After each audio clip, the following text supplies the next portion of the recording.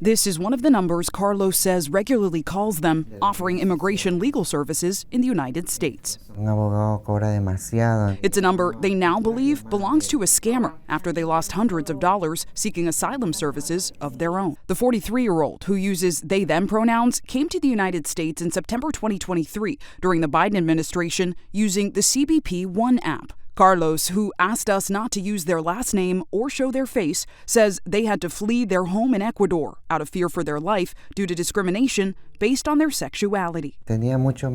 Carlos is still in the process of seeking asylum in the U.S. after a failed attempt paying what they now believe was a fake lawyer. How much money did you end up paying this person?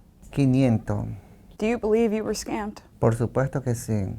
Como yo no sabía nada de esta situación, apenas tenía 2 meses de haber llegado a este país. Now, lawmakers in New York City warn more and more immigrants are losing hundreds or even thousands of dollars to individuals impersonating attorneys or federal agents.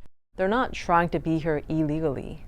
They're here following the due process. New York City Council member Julie Wan says dozens of constituents reach out to her office weekly, alleging they were scammed. They bring over these flyers to us. They said, "Is this real?" I followed the instructions, I scanned this QR code, or I went on this Facebook page, made an appointment. They asked me for an advance of anywhere from $600 to $2,000 in order for me to get this appointment to fill out my immigration papers.